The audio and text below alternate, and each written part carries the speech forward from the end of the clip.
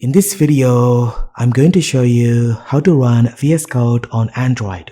This video covers the best method to get a completely lag-free experience using Termux and Code Server.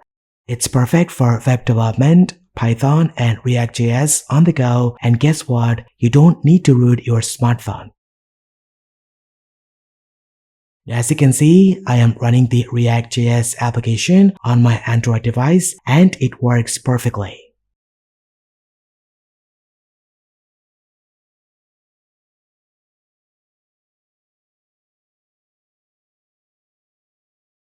Now let's proceed with setting up VS Code on Android using Termux.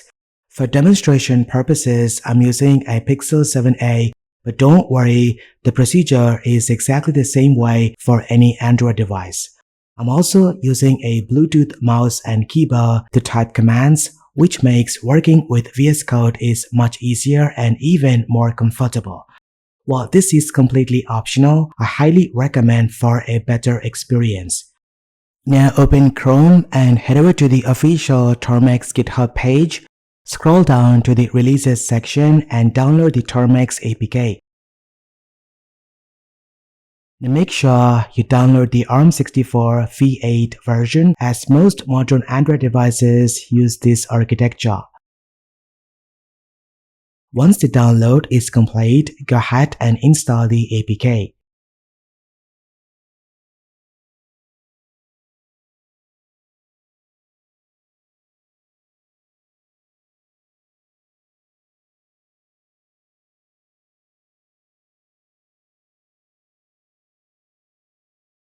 After installation, open Termux and type this command and press Enter to set up storage permissions. Next, type this command to choose the default mirror. Now simply select the first option,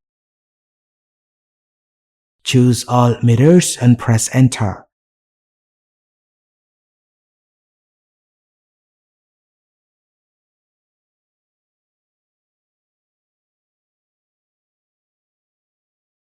Then run this command to update the source list and type this command to upgrade all the default installed packages to the latest version.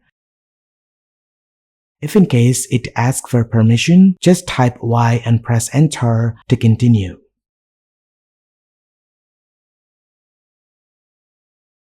Next, we are going to install the actual engine that runs VS Code.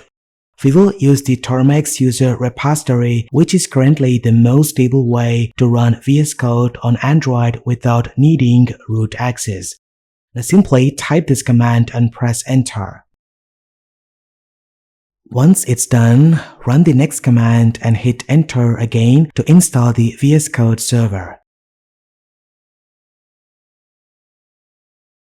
And that's it, we are done setting up the VS Code server. Now to run VS Code, type code-server and press Enter. Now you will see that it's being served on port number 8080 using the HTTP protocol, which means it can be accessed directly from your web browser. Now keep in mind, when you run code server for the first time, it automatically generates a password. This password is stored inside a configuration file located inside a specific directory. We will need this password to connect to the code server, but before that, press Ctrl+C to stop the server, then close Termux completely. Next, go to Settings, About Phone and tap the build number 7 times to enable developer options. After that, go to System Settings, Developer Options, and enable this option that prevents Termux from being killed while running in the background. Next, long press the Termux app icon and tap App Information. Go to Battery Usage and set to Unrestricted. This ensures Android won't kill Termux, allowing the VS Code server to run in the background without any interruptions. Now reopen Termux and run this command to view the generated password. This is the password required to connect to the VS Code server. Copy it and save it somewhere safe like your Notes application.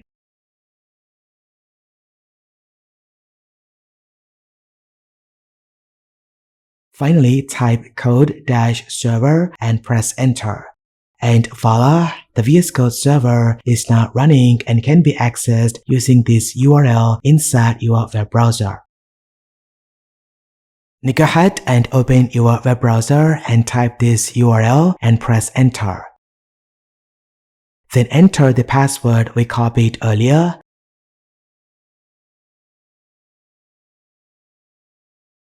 And voila, you will see the full VS Code desktop interface running directly inside your web browser natively on your Android device.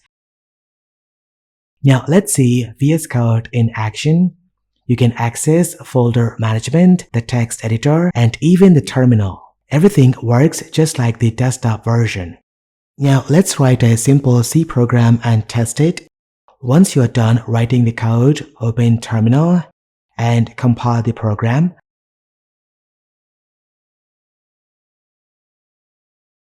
Now, as you can see, the code runs perfectly.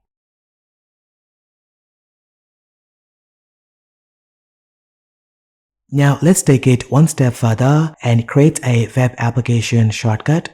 Just go ahead and click the three-dot menu in your web browser. Select Add to Home Screen, then tap Install. This will create a dedicated code server shortcut that you can launch directly from your app launcher.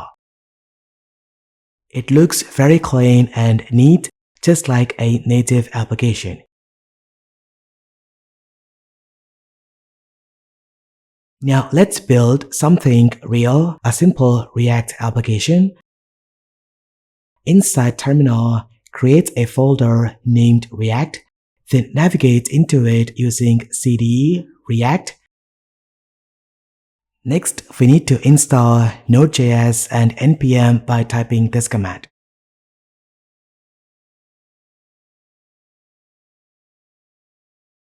Now, as you can see, Node and npm are installed perfectly. Now run the command to create a simple React application.